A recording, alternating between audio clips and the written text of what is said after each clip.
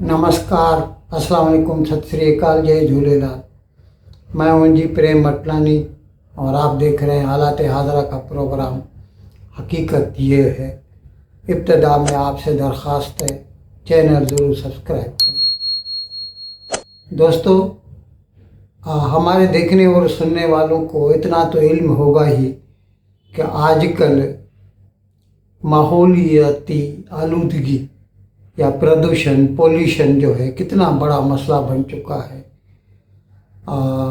कितनी बीमारियां इससे होती हैं, जिसकी वजह से कई अमवात होती है, मौत, लोग मर जाते हैं।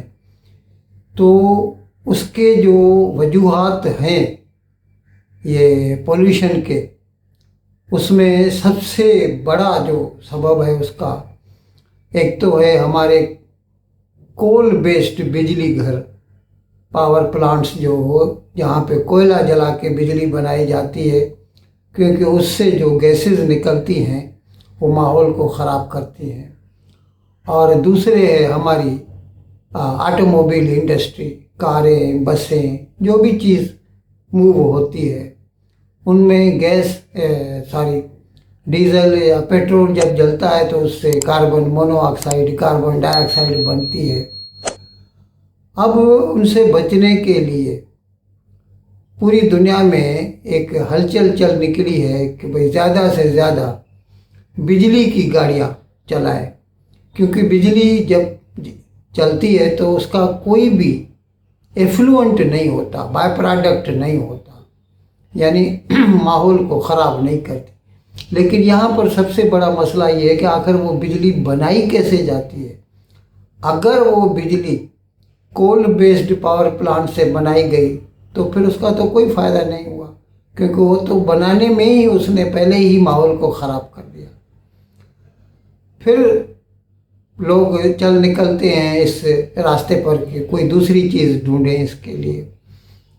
फिर उसमें आता है इथेनॉल, जो कि भारत में तो मैं आपको बता चुका हूँ कई प्रोग्राम में किस तरह पहले 5% रेगुलर पेट्रोल में मिक्स किया जाता था, ब्लेंडेड जो है पेट्रोल, फिर 10% और अभी 20% तक कर रहे हैं। और ब्राज़ील में तो हमने सुना है 100% इथेनॉल पे भी गाड़ियाँ चलती हैं। अभी तक भारत में वहाँ तक नहीं हो सका है। इससे भी कुछ तो फ़ायदा होता है, लेकिन इसका सबसे अच्छा तरीका जो है प्रदूषण से बचने का वो है आप हाइड्रोजन बेस्ड जो फ्यूल सेल्स हैं ना, उन पे गाड़ियाँ चलाएं। ये क्या होता है, हाइड्रोजन गैस तो आपको पता होगा ही। जो चीज़ भी हम जलाते हैं, लकड़ी हो, कोयला हो, आप उसका जो शोला देखते हैं ना, उसमें वो जो येलो कलर दिखाई देता है वो हाइड्रोजन होती है। जलने वाली चीज़ हाइड्रोजन होती है उसमें।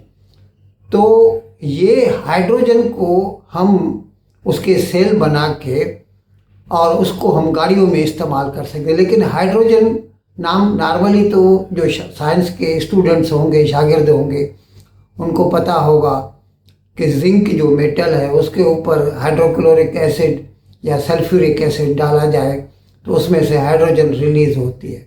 लेकिन वो महंगी पड़ जाती है और वो भी जो है पोल्यूशन फ्री मेथड नहीं है। फिर उसकी ढूंढ में वो मैं प्रोग्राम पहले कर चुका हूँ, बताया था कि किस तरह अभी ग्रीन हाइड्रोजन बनाई जा रही है।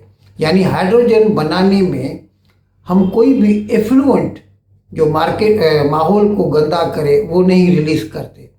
तो वो तरीका है पानी की इलेक्ट्रोलाइसिस। वाटर आपको मालूम होगा, उसका मॉलिक्यूलर फार्मूला है H2O। 2 एटम होते हैं हाइड्रोजन के, एक ऑक्सीजन का।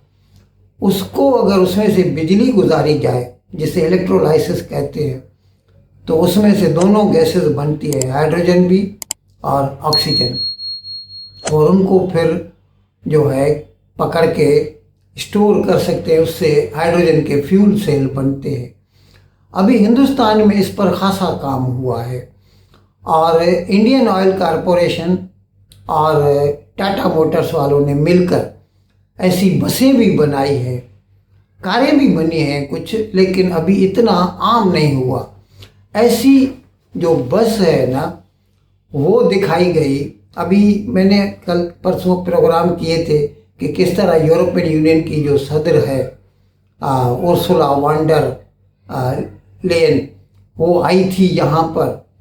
तो उसको वो ग्रीन हाइड्रोजन पे चलने वाली जो बस थी ना उसकी सैर कराई गई। और इसी तरह अच्छा, इसके लिए इलेक्ट्रोलाइट्स चाहिए जो कि पानी में डालते हैं और उसमें से जब बिजली गुजारते हैं तो वो पानी को तोड़ देता है। उसके कई कारखाने लग चुके हैं भारत में, और ग्रीन हाइड्रोजन बनाने के भी कई कारखाने, यानी ग्रीन हाइड्रोजन बना के उसके फ्यूल सेल बनाते हैं। और ये जो फ्यूल सेल है ना, ये जब इस्तेमाल होते हैं गाड़ी में तो उनको चार्ज नहीं कर, ये वैसे गाड़ी में जो है हाइड्रोजन जलती है तो उससे बिजली बनती है और बिजली पे फिर वो गाड़ी चलती है। और ये तो मालूम ही है आपको, जब हाइड्रोजन जलती है तो हवा से ऑक्सीजन लेती है और उसका जो एफ्लुएंट है वो पानी है, यानी ये टोटली एफ्लुएंट फ्री है, यूँ समझ लीजिए, और कंप्लीटली ग्रीन है जो है। तो इसके लिए अभी मैंने बताया कि किस तरह जो यूरोपियन यूनियन की सदर थी उसको इस बस में सैर कराई गई। और बहुत मशहूर फिजिक्स्ट है, उनका नाम मैं बताता हूँ आपको, ब्रायन ग्रीन, वो साहब आए हुए थे और कुछ वेंचर कैपिटलिस्ट थे। उनको भी ग्रीन हाइड्रोजन पे चलने वाली बस में आगरा के ताजमहल से लेके दिल्ली के जो भारत मंडपम है वहाँ तक लेके गए थे। और वो मैं उसका जो वीडियो है थोड़ा मैं आपको दिखाता हूँ, आप खुद देख लीजिए। What you need to be a world leader is you need the people who are trained, who are creative, who are enthusiastic, who are energetic. And that's what you have in droves in this country. And so there's a huge opportunity for India to be a leader in this technology. I think this is going to be significantly cheaper than your regular fuel. And so just in terms of cost parity, I think it'll make a lot more sense. So I think, yeah, to wrap up, I think two things, right? Sustainability, but also like cost parity and financial perspective, it makes a lot more sense. तो cut it short कि भारत जो है very much serious है कि हमें अपनी माहौलियाती आलूदगी या प्रदूषण को कम करना है। और इस सिलसिले में सारे जो वसाइल हमारे हाथ में हैं उनको काम में लाया जा रहा है। और उनमें सबसे अच्छा जो इस वक्त लगता है, फ़िलहाल तो खैर इलेक्ट्रिक की गाड़ियों पे बहुत ज़्यादा जोर है क्योंकि बिजली तो हाज़िर है ही है सबके पास और सस्ती भी पड़ती है वो। तो खैर मैं ये बता रहा था कि ग्रीन हाइड्रोजन के फ्यूल बना के और उससे जो है कारें भी बनाई जा रही हैं और उससे बसें भी बनाई जा रही हैं भारत में जो है, और जिसका मुजाहरा किया गया हमारे मेहमानों के सामने। इन अल्फाज के साथ आज का प्रोग्राम ख़त्म करने की आपसे इजाज़त चाहता हूँ, लेकिन विदाई लेने से पहले एक मरतबा फिर आपसे मेरी दरख्वास्त है कि जिस किसी साहब या साहिबा ने अब तक हमारे इस चैनल को सब्सक्राइब नहीं किया, अज़राह करम इसको जल्द से जल्द सब्सक्राइब करें, प्रोग्राम को लाइक करें, शेयर करें और घंटी का बटन दबाना न भूलें। बहुत बहुत शुक्रिया। खुदा हाफिज़।